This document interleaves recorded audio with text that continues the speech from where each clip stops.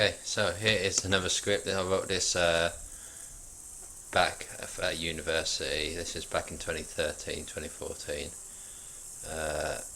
I'm hoping, so this is going to be a comedy. It's a movie script, so 91 pages, or 90 pages plus the cover page. I'm hoping it's not as rude and crass as my sitcom scripts that I wrote, because obviously I sent this in to a tutor to read and mark, so I got a good grade at. But here's me giving it a read, seeing what goes on. So without further ado, I'm going to do that. Okay, so this is called Orlando's Run. Now, I've not read this since, this is like 10 years old,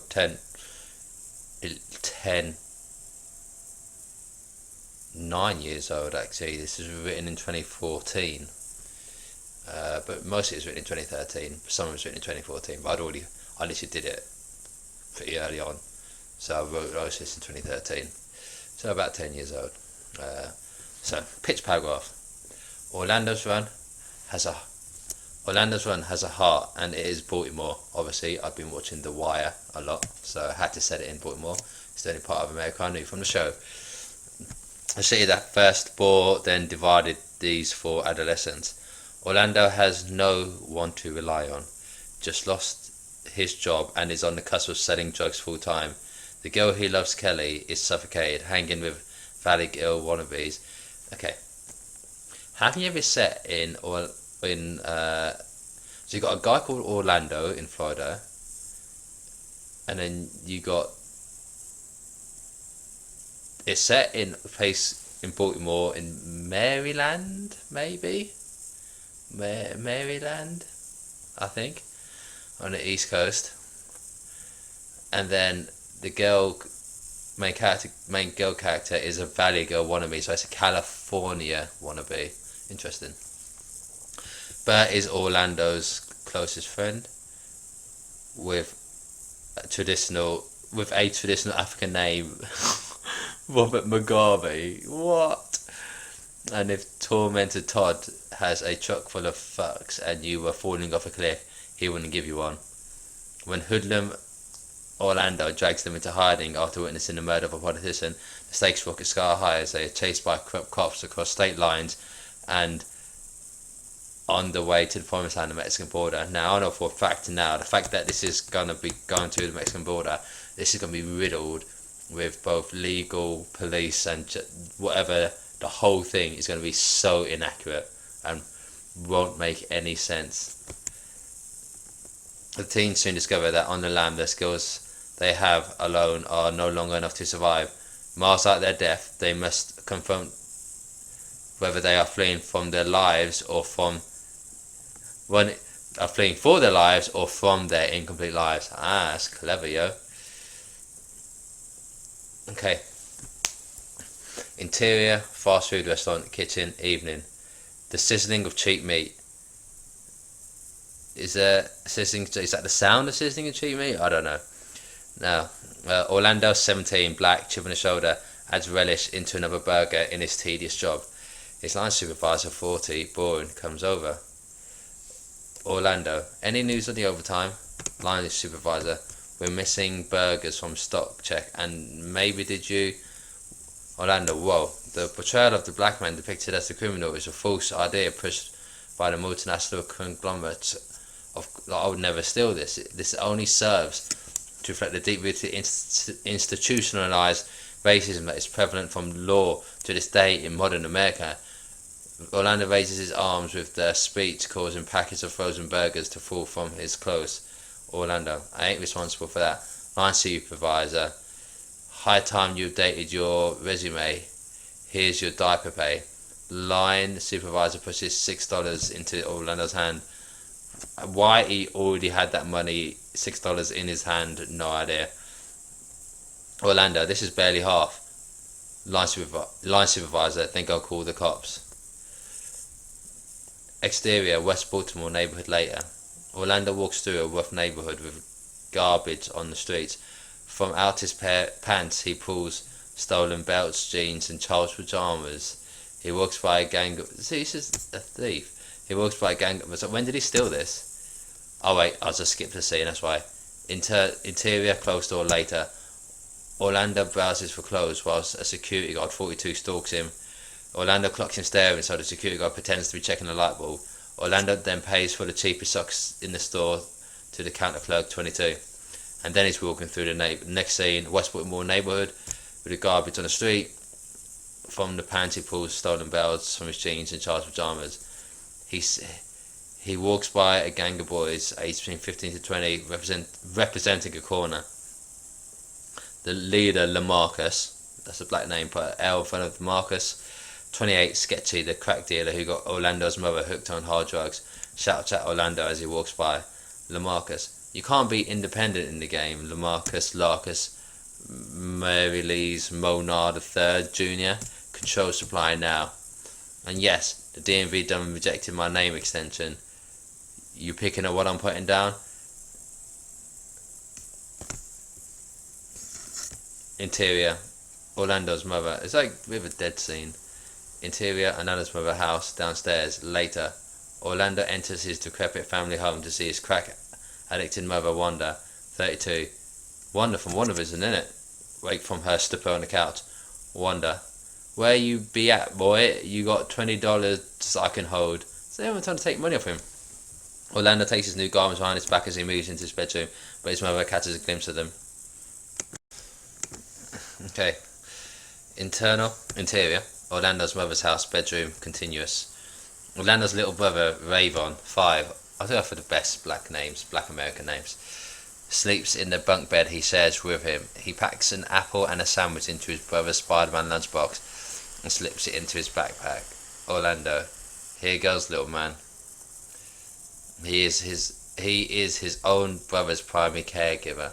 Orlando puts his new clothes into a shoebox hidden in his wardrobe. Interior, more family home. Downstairs, evening. Kelly, 17, white, attractive, preppy, but with greater emotional depth, lurks in the hallway looking at her parents on the couch in their spacious house. Her mother, Claire, 39, drinks wine whilst her father, Brian, 42, suit, receives a text on his phone.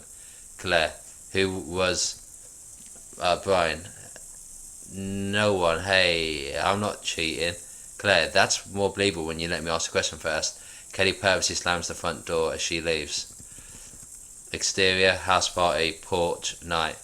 Orlando and his best friend Bert, 17, black, happy-go-lucky. Better dressed than Orlando, would follow his friend anywhere. We stride up to a booming house party. They are out of place in the mostly white, middle-class area of central Baltimore. Orlando, where's your bounty, yo? Well, I don't have enough food to ship, yo. Didn't re-up. Yo, yo, yo.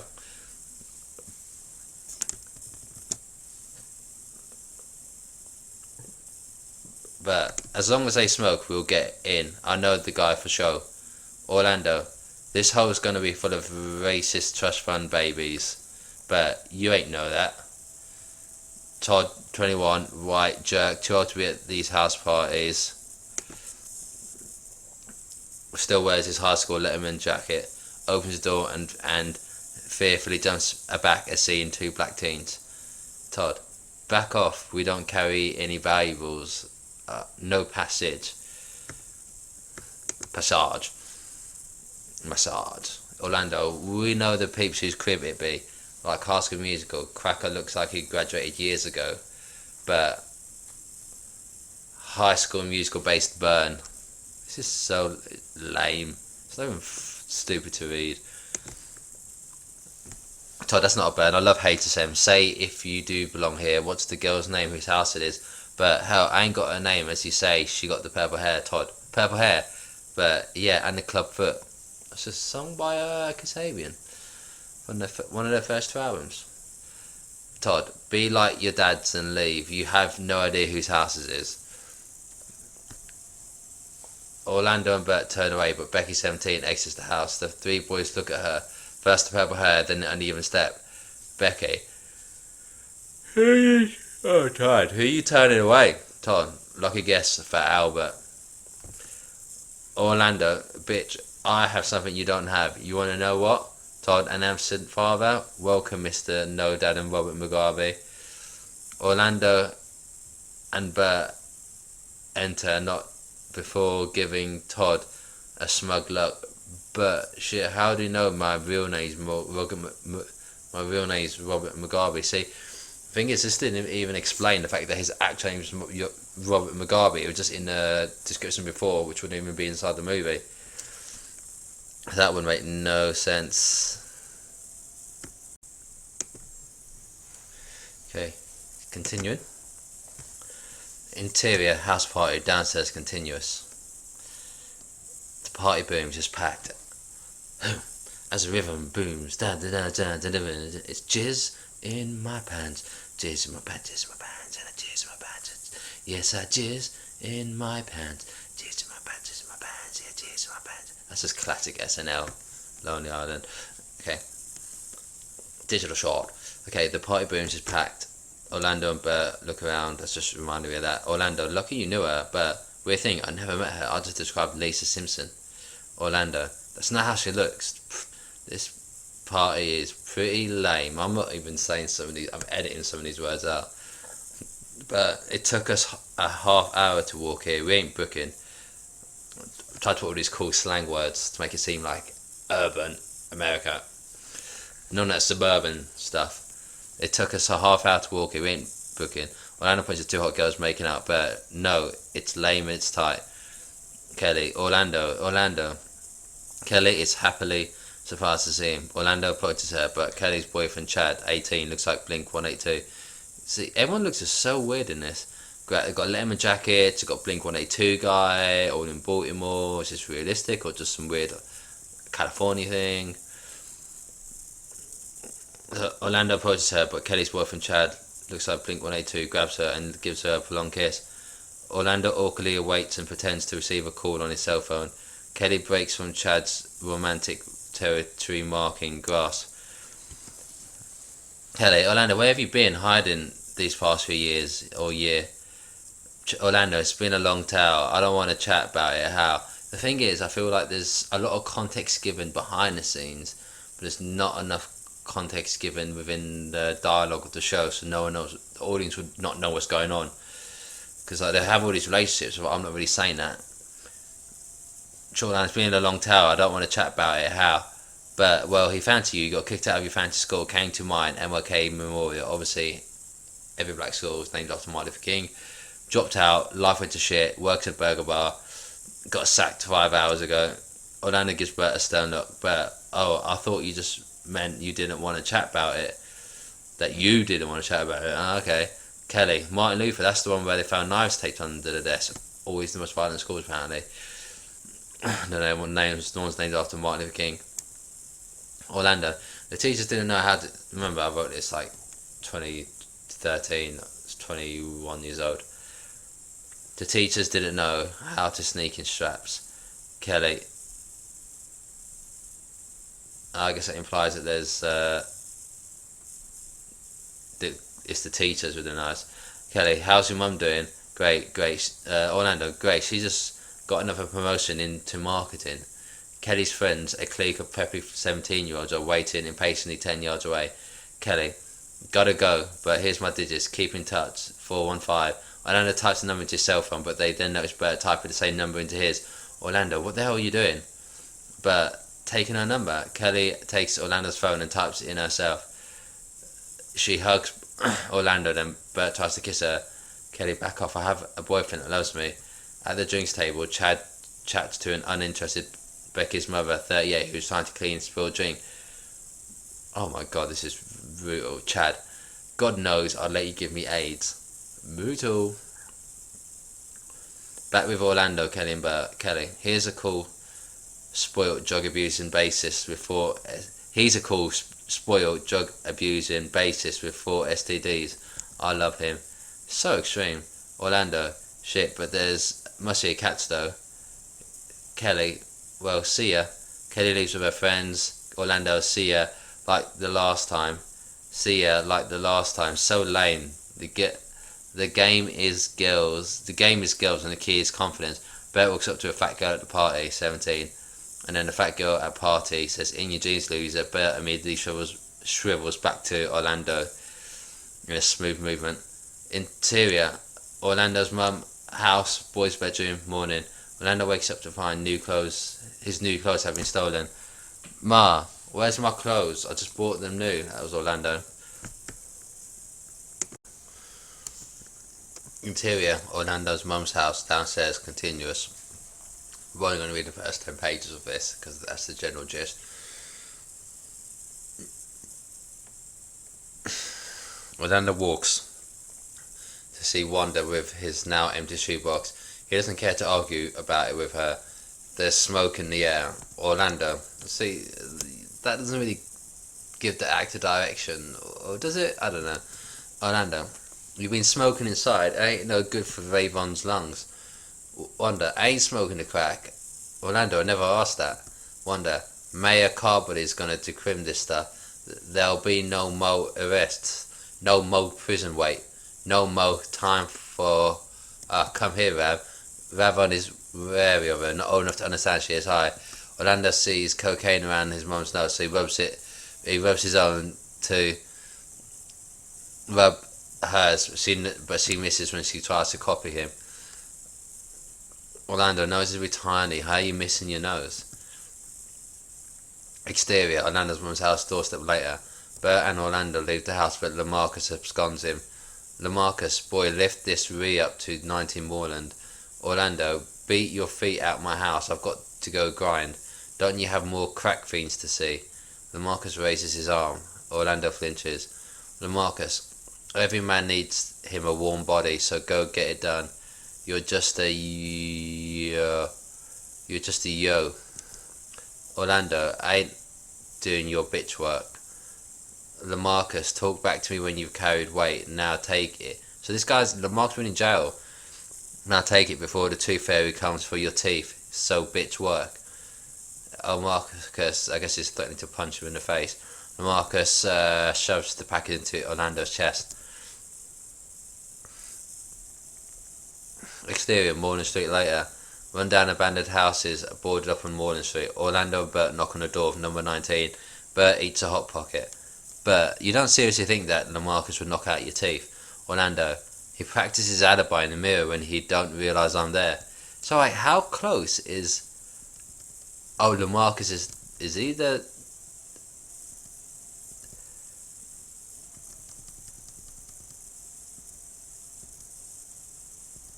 It's Lamarcus, I don't even get it. So Lamarcus like a mate of his? Orlando practices his alibi. Yeah, okay. So Bert, did he also call himself the Tooth Fairy? Detective Pitt, 45, obviously named after Brad Pitt, dressed in all black, very ominous, answers but doesn't say a word. He takes the package from them and closes the door, but not before Orlando catches a glimpse of a police badge on his belt. The boys walk off. Orlando searches through his contact list on his cell phone. But you ain't seriously ringing that tail. When, I guess that's the girl. When I get Shorty's number, I'll wait 18 months and text her, who this? Orlando, but you know her. But you don't want her to know that you know her. You want peeps to always seek your approval and never the other way around. You reckon? You think so? Good advice? Look, I guess you're seeking approval. Look, if I were you, I would... Orlando, not be a virgin. It's 2013.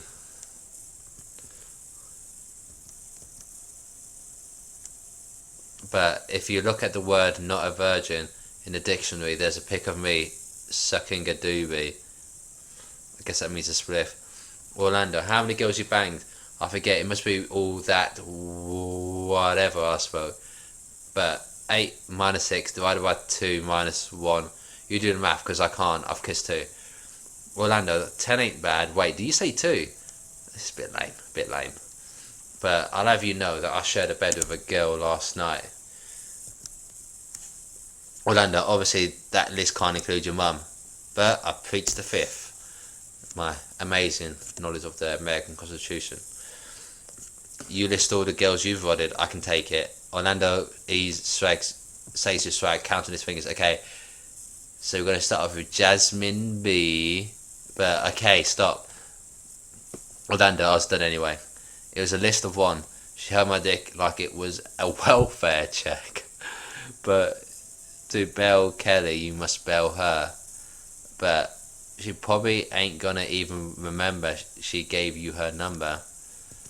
Kelly picks up the video call. Orlando appears to have called her accidentally or intentionally. It's unclear. Intercut. Interior. More family home. Kelly's bedroom. Same time. Kelly answers her video phone call. Kelly. Into phone. Hey, Orlando. Exterior. Moreland Street. Continuous. Orlando and Bert as they were. Orlando smiles into his video call with Kelly. Lucky guess. Orlando and Bert hear the door slam from the house they delivered the package to. A man in an expensive roughed up suit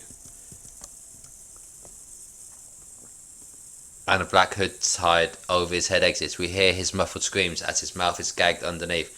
He runs blindly towards the boys' general direction. He shakes off his hood to reveal this Mayor Carbody in his 40s, a politician they recognise. But wait a sec. Is that lawyer from TV? Wait, is he a lawyer, politician? Actually, no. And then Orlando says, no, he's that Mayor Carbody. Gunshot. Mayor Carbody's head explodes. Then his body drops to the ground. The boys see Detective Pitt holding a smoking handgun 100 metres behind with Officer Norton. Obviously Norton. Ed Norton. Brad Pitt. Ed Norton. Fight Club. 29 plain clothes. His mother pushed him through police academy beside him. Bert and Orlando say, oh shit, oh fuck. The crooked cops see them. Orlando drops his phone and they both run away in frenzied fear. Officer Norton chases them. Orlando, let's tear to the spot where you piss your pants after seeing two black cats. But be more specific or Pacific. That's happened 5 times. Intercut. Interior Kelly's bedroom. Same time. Kelly is scared, having heard, but not completely seen the transpired events. Kelly. Orlando, what's going on? Exterior, Moreland Street. Continuous. Detective Pitt steps up on the phone, still on video call, and picks it up. Detective Pitt, who is this? Kelly, who are you? What have you done with Orlando? Detective Pitt looks at the call ID reading Kelly Summers, and he hangs up dissatisfied. A sweating Officer Norton jogs back to his partner. Officer Norton, fuck, I lost them. That's 2 eyeballs in as many seconds. Detective Pitt, relax, I've got a back door on the mopes. On the mopes? What does that mean? You are so sweaty. Detective Pitt radios into the station. Detective Pitt, we have a 10-4-3. Officer Norton, what? A monkey hijacked a boat greater than 25 yards but less than 50. Well, that's me pretty much on the first 10 pages. Yeah, I just wanted to read the first 10 pages. I'm not going to read all 90. Because I do not want to. But yeah, overall, not really many jokes in there. The script was weird. It jumped out. It kind of, if this was done directly on screen, you'd lose a lot of the data from like the notes and the description of the scenes. And very stereotypical with weird characters that are all just like somehow are in the same area, but they're just like completely different. But yeah, that's it.